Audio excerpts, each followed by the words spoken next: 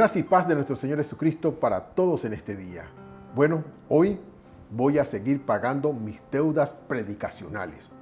Yo no sé si la palabra predicacional existe, pero usted sabe que yo también tengo ese don, esa inventiva de inventar palabras nuevas. ¿A qué me refiero? Bueno, hay algunas series que no terminé de completarles. El año pasado empezamos a hablar de las tormentas reveladoras y nos concentramos en dos tormentas que aparecen en los evangelios. Vamos a fijarnos en la primera, que es la de Mateo capítulo 8, versículos 23 al 27, donde Jesucristo aparece dormido en la barca en medio de la tormenta y los discípulos se desesperan y lo despiertan casi regañándole, diciéndole: ¿a ti no te importa? ¿Se acuerdan?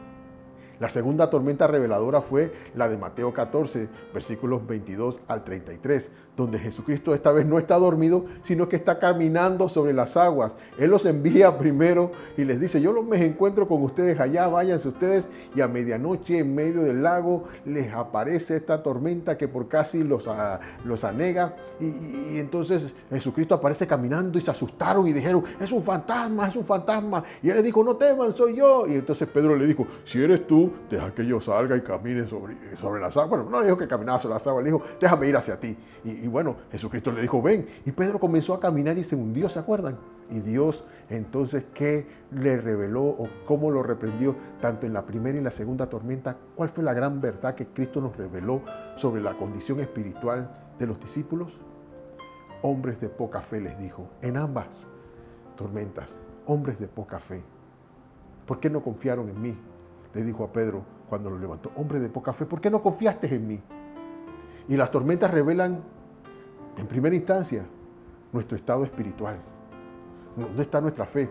Fácil es creer cuando las cosas andan bien, dice un cántico por allí de antaño. Que tener fe cuando todo anda bien es fácil. La fe en verdad se prueba cuando viene la adversidad a nuestra vida. Y Dios lo permite porque es necesario que nosotros nos sostengamos por fe. La Biblia dice que el justo por la fe vivirá.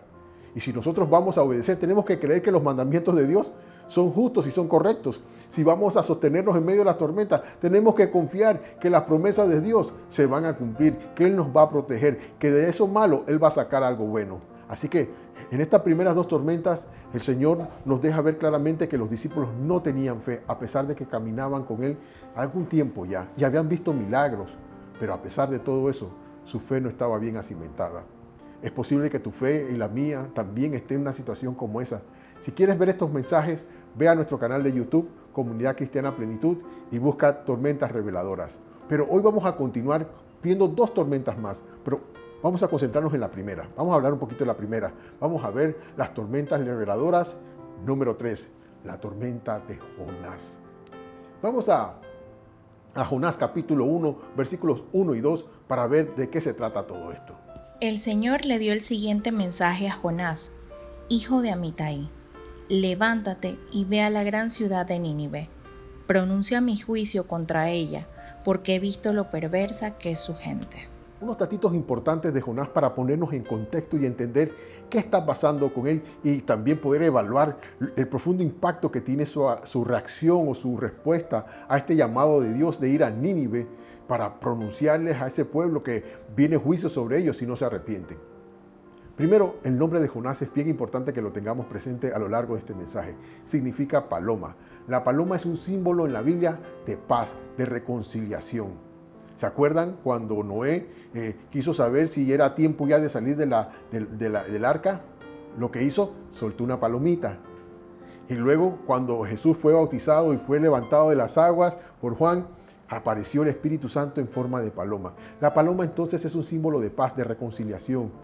También nos dice que Jonás era un profeta. La palabra profeta en este pasaje significa un revelador de la verdad. Entonces, ¿qué quiere decir esto si juntamos el nombre de Jonás con su profesión o con lo que su profesión implica?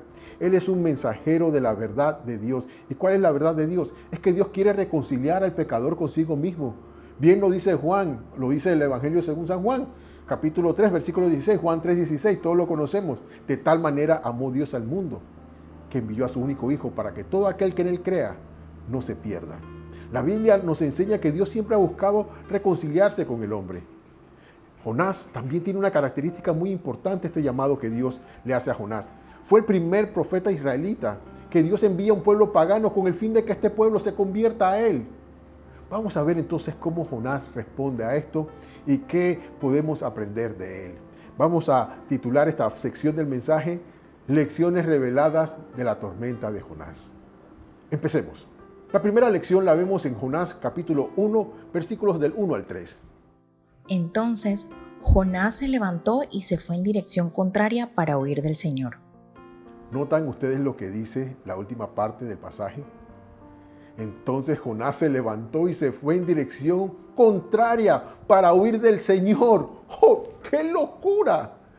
¿Quién puede huir de un Dios omnipresente? Bien lo dijo el salmista en el Salmo 139. ¿A dónde me iré de tu espíritu? No me puedo esconder de Dios. Pero, ¿por qué Jonás está pretendiendo hacer esto tan descabellado? ¿Por qué va en dirección opuesta cuando su nombre significa que él es un mediador de paz, un mensajero de paz que revela el verdadero corazón de Dios, que es un corazón reconciliador?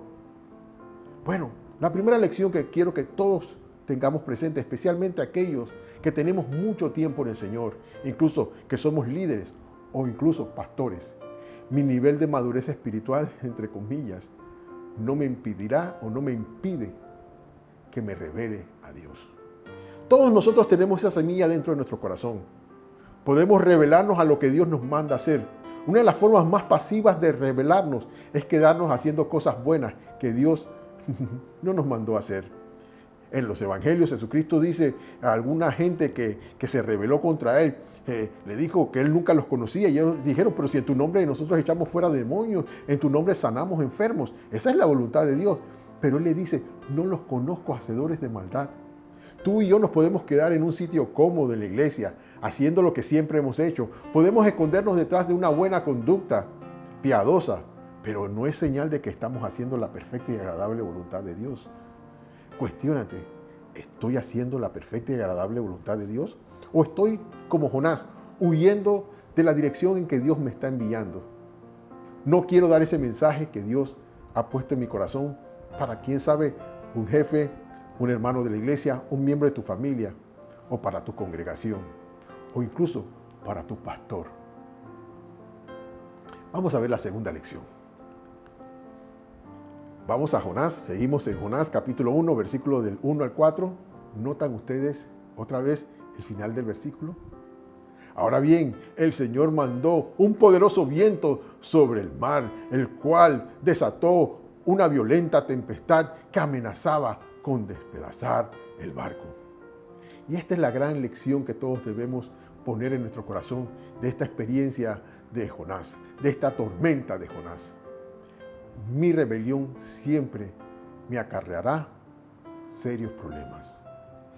Si yo no estoy haciendo la voluntad de Dios, no importa si estoy haciendo cosas buenas, si soy el voluntario número 1 de la iglesia, si no hago nada malo, si soy el mejor diezmador de la iglesia, pero hay cosas que Dios me ha mandado a hacer muy específicas.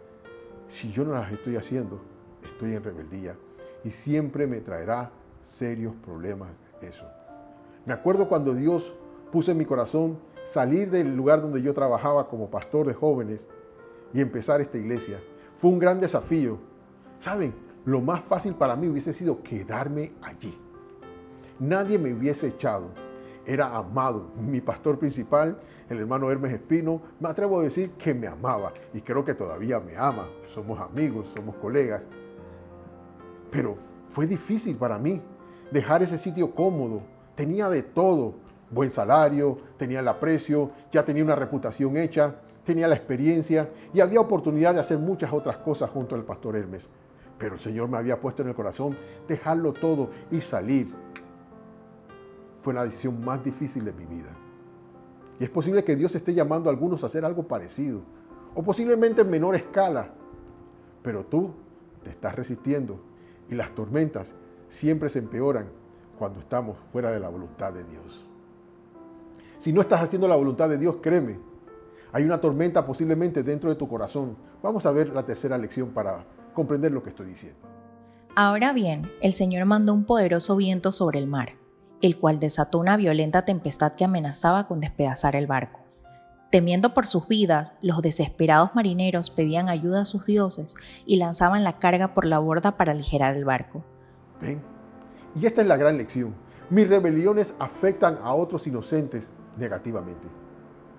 Las personas que están alrededor de mí, si estoy en rebeldía, están sufriendo conmigo esa rebeldía. Esas tormentas están también azotando sus vidas. Mi familia, si yo no hubiese estado haciendo la voluntad de Dios, mi familia hubiese estado en una tormenta todavía terrible conmigo. Todos aquellos que me acompañaban en mi liderazgo también hubiesen estado.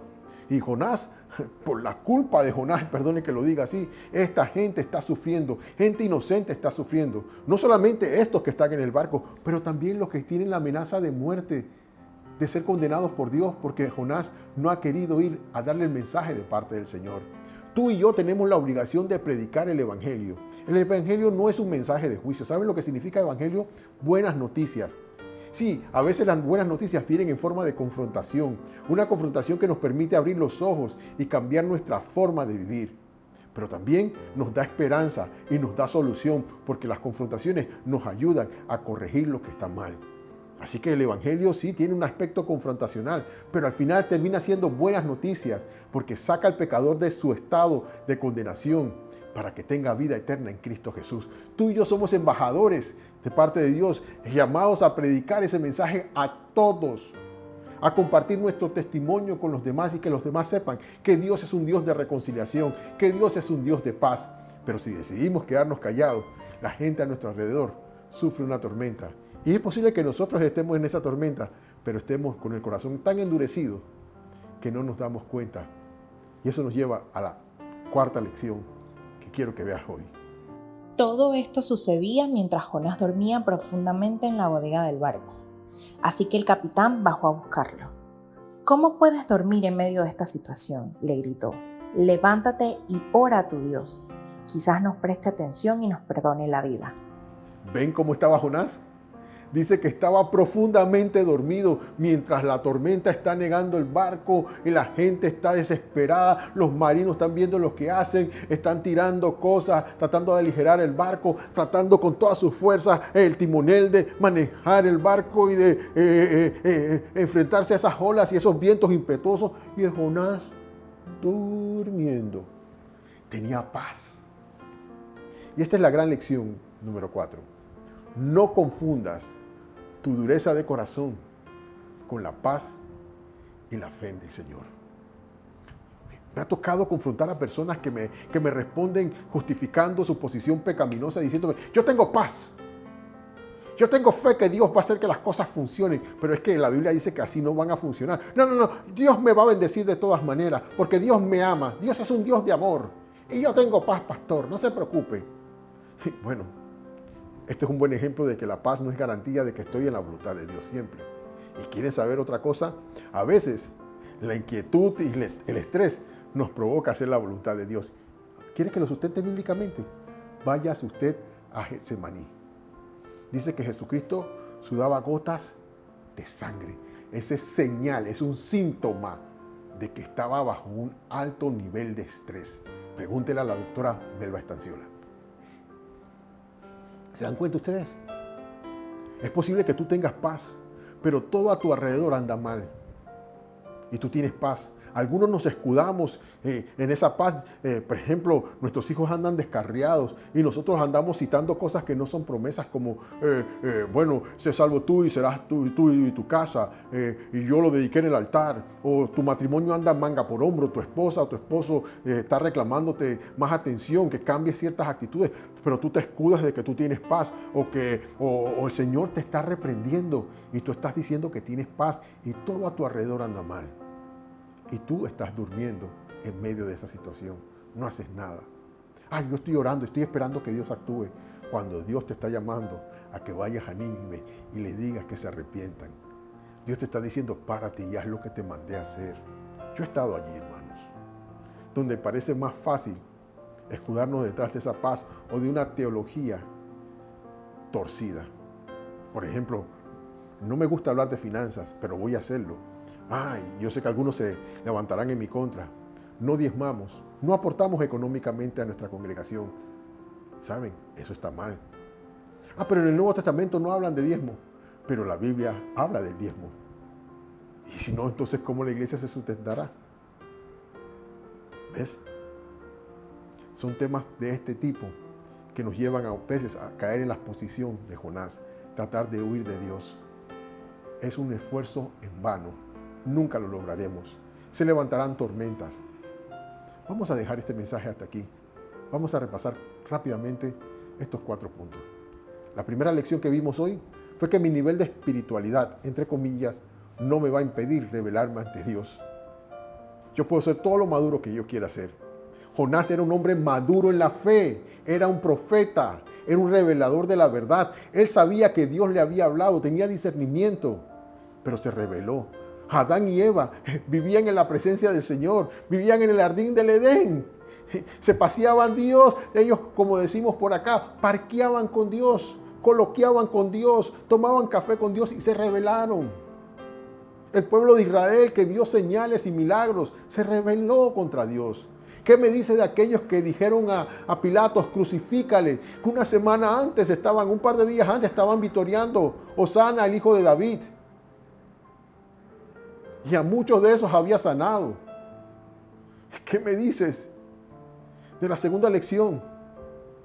Cada vez que yo me rebele contra Dios, van a surgir problemas muy serios. Y es posible que yo los ignore, pero esos problemas van a hacer su trabajo, van a comenzar a apretar. La tercera cosa es tan importante como las dos que hemos visto. Mi rebelión va a afectar a aquellos que están ligados a mí. En primera instancia, a mi familia.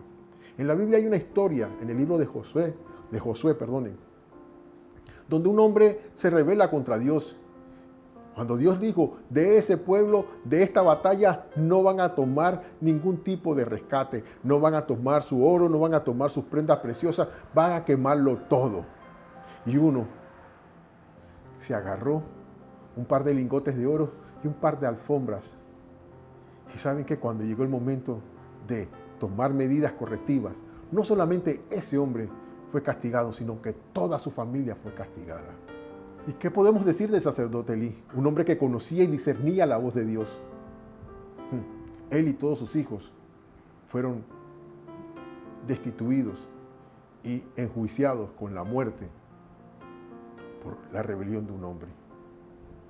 ¿Qué me dice de Adán y Eva? Por causa de su pecado, todos nosotros estamos en situación pecaminosa y necesitamos arrepentirnos y alinearnos con Dios. La lección número 4, no confundas tu dureza de corazón con la paz o la fe en el Señor Jesucristo. ¿Cómo escapamos de estas 4 cosas? Veamos lo que nos dice la palabra de Dios en Lamentaciones, capítulo 3, versículo 31 al 32. Ten siempre muy presente esto, que Dios no desea hacerte mal, que esa tormenta Dios no la está diseñando para destruirte ni para hacerte sufrir, sino para hacerte volver al camino correcto.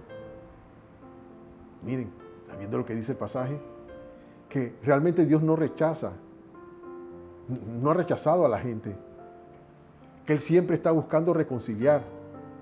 Y si hace sufrir o si aflige, lo hace con el fin de que te vuelvas a Él. Decía el pastor John Baker que cuando el dolor y la agonía, añado yo, supera nuestra soberbia y nuestra rebelión y dureza de corazón, es cuando nos volvemos a Dios. Ese dolor y esa frustración, ese problema recurrente en tu casa, en tus finanzas, en tu vida espiritual, en tus emociones, en tu salud, es Dios apretándote, es la tormenta que Dios ha levantado para que tú despiertes y te vuelvas a Él. Mi consejo final es este. Si Dios te ha hablado hoy en estos 4 puntos, haz 2 cosas. Allí donde estás, inclina tu rostro y dile: Señor, yo me rindo, yo haré tu voluntad. No sigas peleando con Dios. No sigas insistiendo. Cuando el Señor le habló a Pablo y le dijo: Pablo, yo soy Jesús a quien tú persigues, dura cosa es dar patadas contra el aguijón. Así estamos nosotros cuando nos rebelamos, haciéndonos daño a nosotros mismos. Porque ¿sabes qué? La voluntad de Dios siempre se va a hacer. Si no la hago yo, la hará otro. Pero el hecho de que yo no la haya hecho me hace responsable a mí de que ese mensaje nunca llegó. Así lo ve Dios para mi archivo personal. Lo que Dios me mandó a hacer. Si yo no hace 15 años no hubiese respondido a su llamado, a su orden de empezar esta iglesia y dejarlo todo, salir de mi zona cómoda, créanme, no fue fácil. Alguien hubiese empezado esta iglesia. Alguien hubiese empezado a hacer lo que yo tenía que hacer. Pero para mí, para mi archivo, yo no cumplí la misión y estaría viviendo en una tormenta. Hoy tengo problemas serios, pero ¿saben qué? Tengo paz. Y no una paz aparente, no una paz engañadora. Yo veo la tormenta en que estoy, veo las olas impetuosas, veo algunas que vienen de lejos y que si llegan van a acabar conmigo. Pero ¿saben qué? Ni aun esas olas me asustan. Sí, hay días que me angustio y me agarro y corro a donde el Señor como los apóstoles. ¡Ay, Señor, no te importa! Pero ¿saben qué? Si no te arrepientes, las cosas se van a poner peor. Dios ha permitido toda esta frustración en tu vida para que te rindas a Él y le digas, haré tu voluntad. Señor, en este día quiero pedir que tu Espíritu Santo, que nos convicta de pecado, Señor, no se aparte de nosotros. Que nos abra los ojos del entendimiento y que nos ayude a no seguir huyendo de ti, a no seguir yendo en la dirección contraria a tu voluntad perfecta. Que no nos escondamos a través de buenas obras, como lo hizo Saúl en su momento dado, cuando le mandaste a aniquilar a todo ese pueblo y a sus reyes. Y él dijo que él había guardado el mejor de los tesoros para hacer ofrendas y hacer sacrificios a Dios. Señor, a ti no te importan los sacrificios, a ti te vale más la obediencia. El sacrificio que tú quieres es que yo sacrifique mi ego, mi voluntad, en el altar de la obediencia. Ayúdanos a valorar esto en el nombre de Cristo Jesús.